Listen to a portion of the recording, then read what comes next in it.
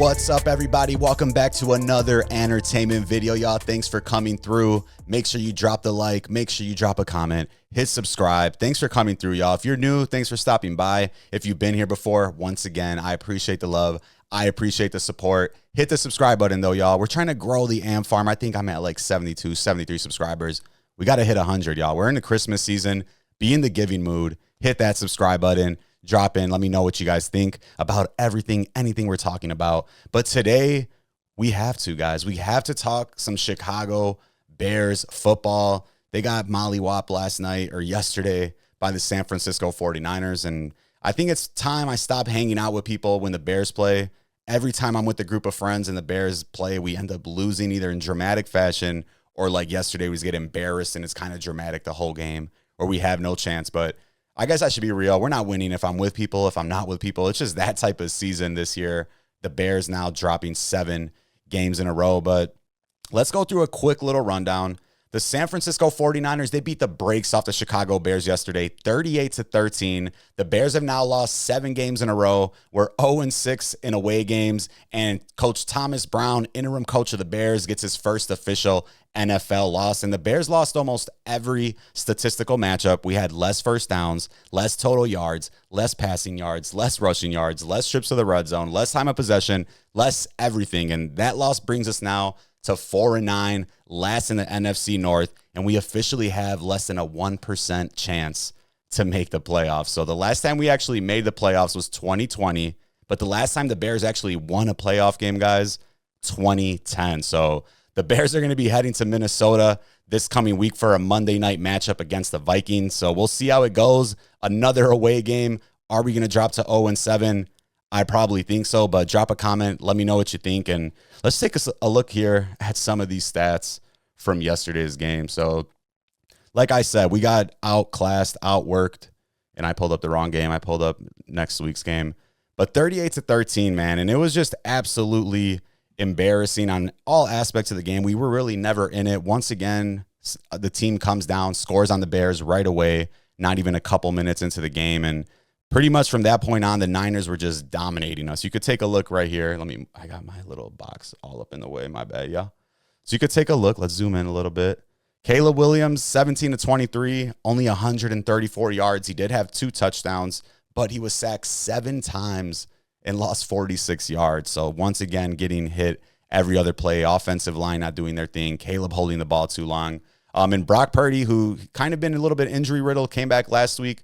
Back here against the Bears again, 20 for 25, 325 yards, 2 touchdowns, and only 1 sack for 4 yards. So it was just overall nothing the Bears were doing on offense, nothing we're doing on defense. And once again, in the second half, we looked a little bit more active offensively, but we're also getting our ass kicked like we had these last couple games. So you kind of expect the defense to take a step back, and we kind of get some of these little chummy yards. But big day yesterday for Isaac Guerendo. If you're a fantasy football player and you didn't use your fob on Isaac Guerendo, you definitely tweaked, y'all. I dropped a 20 fob on him, picked him up. He's in for an injured McCaffrey. Mason got hurt too for the 49ers. So Isaac Guerendo, big clutch for me yesterday in fantasy, got me 2 touchdowns. He had 78 yards. He did leave the game in the fourth quarter with like an injury, foot injury, but they were also beating us. So who knows if that was more preventative.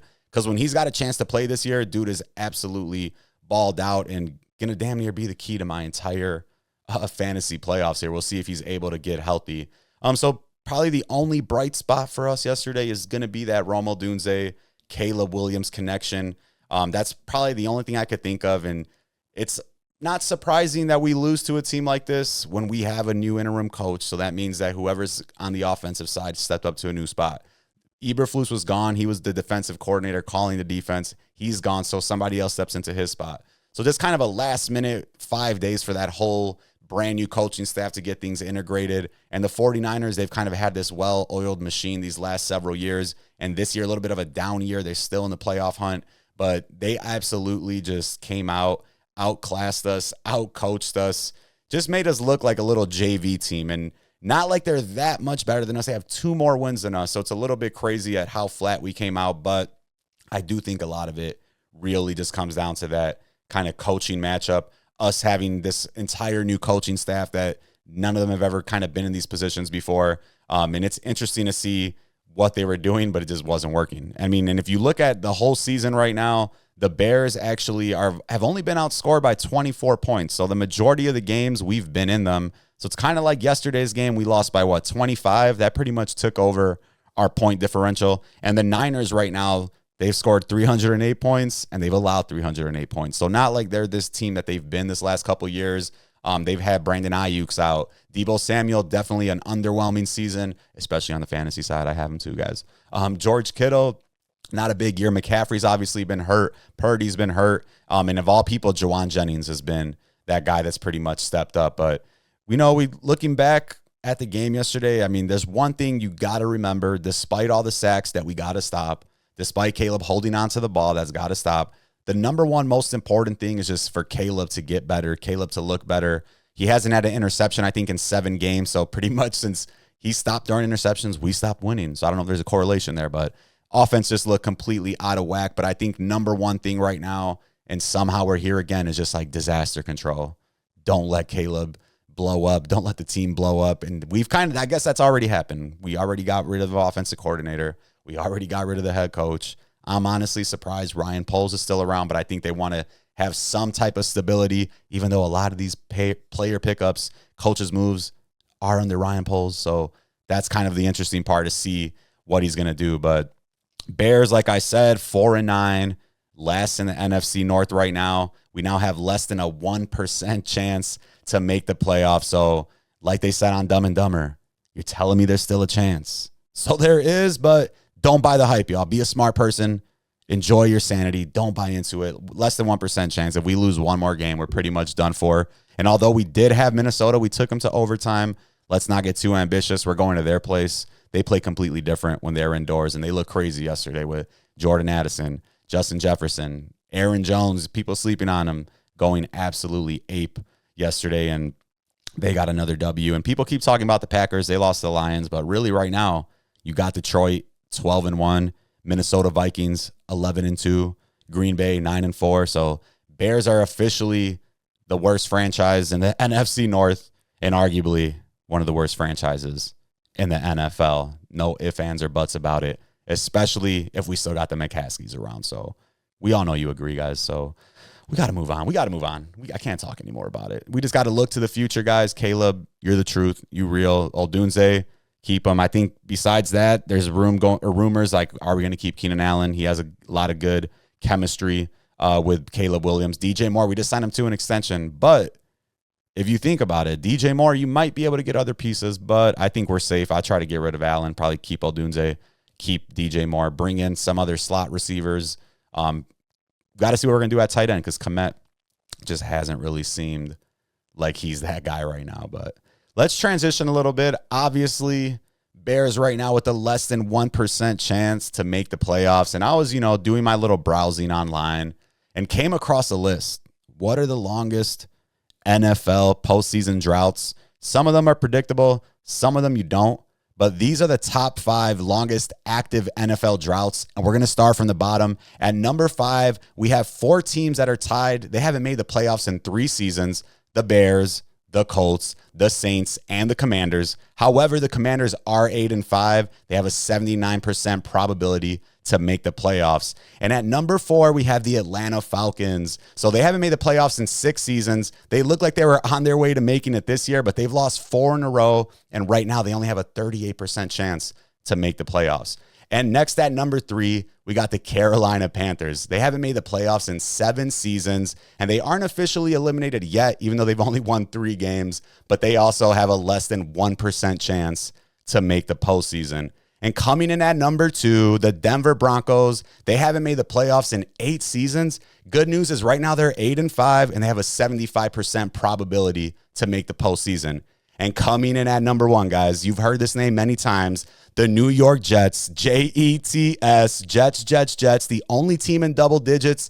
They haven't made the postseason in 14 years, and they're already eliminated from this postseason, guys. So these are the top 5 teams. Obviously, at number 5, there was a few, but let me know what you guys think. Are you surprised by any of these names on the list? I was a little bit surprised by the Broncos, not surprised by the Jets. The saddest thing, honestly, is we just have this list of losers. And I'm like, yo, the Bears were really on that list, man. And you go over to some of the different stats they have besides that, and you look at some of the Super Bowl. Bears haven't won since 85. The Jets haven't won a Super Bowl since 1969. So we are like these OG teams on this list. You do have newer teams like the Falcons, the Panthers that are like 20, 25 years old. They haven't won Super Bowls at all. So they're in that new stage of being horrible. We're in that experience stage of being horrible. Nothing to be happy about. But those are those top 5 most active, longest playoff droughts right now. Let me know what you guys think. I thought that was pretty interesting to see exactly these teams that haven't made it. And it's crazy that the Jets, since 2010, they haven't made it. Bears haven't got a playoff win since 2010.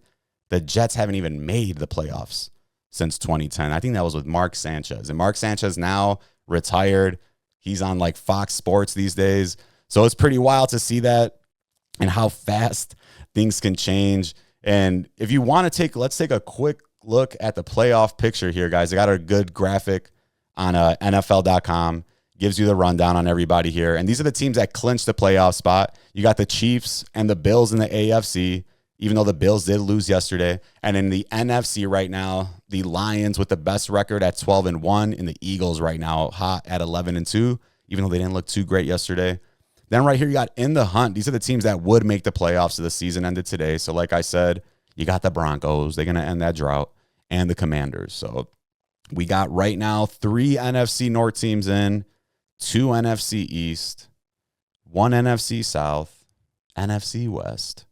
And in the AFC, you got 3 AFC West teams, 2 AFC North, 1 AFC South. So AFC East team too. So good playoff picture, man. Right now, the biggest thing is going to be, can the Chiefs and the Lions hold on to these 1 seeds? It's going to be important, especially in the playoffs, especially for Detroit. I think Detroit absolutely needs to get home advantage. They play way better indoors. Jamison Williams, Amon-Ra St. Brown, David Montgomery, Jahmyr Gibbs. Who else they got? Hawkinson. So the Lions, I think they absolutely, for the Lions to make the Super Bowl, they need to have home field advantage. I don't think they can go throughout Philadelphia. I don't think they're going to go into any of these other places, especially if it's like maybe a Minnesota, just because they're in our division. But I think the Lions absolutely need home field advantage more than any other team does in the NFL in order to make it to the Super Bowl. I think the Chiefs obviously proven they could do it at home, on the road. The Bills might be up there fighting for the Lions on who needs to be at home more than anybody else. But I think the Lions, for the simple fact that they play indoors at home, they don't want to go out to Philadelphia in the winter. They don't want to go to Green Bay in the winter. They don't want to go to Minnesota, be inside. But those are places you don't want to play when it's cold. So the Lions, I think it's absolutely empirical that they finish off in that top spot. And then you kind of look at some of these, which I took it off the screen, are these funny ones right here you see on the bubble, guys. So I think NFL.com did a good job. They have in the hunt as people that are actually in the playoffs versus on the bubble. But if I'm sure, man, I can't be the only one that's been seeing this in the hunt phrase being overused over and over again. It's just out there giving false hope to fans. I was on Twitter yesterday. They had a little breakdown of like who's in the playoffs, and they had the Bears as in the hunt. And I'm like, wait, what? We're in the hunt. Then I go look online. We have less than a 1% chance. So I got hit with the clickbait, but we need to stop using these words, bro. In the hunt should be like you actually have a chance. Not in the hunt means like, yo, 1%. I mean, I'm saying. So I think we need to stop using that phrase, guys. In the hunt, let's stop. I know you want me to click on your ads. I know it worked. I know I clicked on the link, but please, guys, let's be realistic. I'm already enduring every week the pain, the struggle of being a Bears fan, and now they're just putting false hope with the in the hunt. But I don't even want to talk about it. We're like 14 minutes. I was like, I'm going to do 10 minutes, but I'm just rambling. So last thing I'm going to do, guys, we got to take a look at the fantasy playoffs here, guys. Fantasy football. Where my fantasy football heads, if you're out there, drop a comment. Let me know how your fantasy season's going. I'm going to take a look at mine. Almost all of the regular seasons for the majority of fantasy is wrapping up this week for the regular season. I'm in 3 leagues, guys. Right now, I'm definitely in the playoffs in 2. My work league, for some reason, it's a 4 playoff league, and there's like 10 of us, 14 playoffs. And I think I have to outscore Buddy by he's up by like 29. I got to score 29 more because he's up by like 25 or 26, something like that. I'm trying not to look. Rico Dowdle, we're hoping, we're praying for a miracle. But we got to take a look here at the Crew League, y'all. The Fantasy These Nuts Crew League. And this is what the playoff picture looks like, guys. I'm coming in right here hot. We got Dylan, looks like he's going to get the bye. No cap at 9-4. He looks like he's about to get to 10-4. Cactus Yak, he's about to be 8-6. Just beat him this week, y'all. Let's not talk about it. But Cooking Ass versus CD's Nuts in the first round, the 5-4 matchup. And then Los Danuelitos versus myself, the Guggenators, coming in on 4 wins out of my last 5. Was only 2-7. Then I just went on the tear to get right here to 6-8. So I've been on an absolute workhorse mission. I did beat Danny a couple weeks ago. I did beat Nico a couple weeks ago. So, bro, I'm riding the wave. I'm staying hot. I want y'all to stay tuned with me through this fantasy playoff journey. I'm going to start locking in tomorrow once Monday's wrapped up, see who we got lined in for this upcoming week, y'all. But keep your prayers with me, guys. I'm trying to make the finals. I think the highest I've ever got is 3rd. I've been last twice in this league in like 6 years, so I was geeked up to not come in there. My boys down here, we won't even give them a shout out, but thank you guys. I'm not last. But I'm riding high right now, guys. The Guggenators are just looking to make a move, and I think that move is happening this week, y'all. Let me know who you guys got lined up for fantasy this week. Are you in the playoffs? Did you miss the playoffs? One league I'm faltering, the other league I'm roaring, but all I know is your boy's locked in. I'm trying to get to the Final Four. I'm trying to get some bread, trying to get this bread back. And fantasy football, man, if you're a Bears fan, fantasy football is really all you got because the Bears suck. So if you don't got fantasy, you really shouldn't even watch football at this point. But thanks for stopping by, guys. Thanks for checking it out. We're talking Bears today. We talked a little bit of everything. If you haven't done so, hit like, drop a comment right now, hit subscribe, share the video, guys. Let's help grow the farm. You could tell people, yo, I was like one of this dude's first 100 subscribers. As you're going to see in time, boom, boom, boom, we growing. All right, y'all, deuces. Thanks for stopping by. Bada boom, bada bing. Gotta go.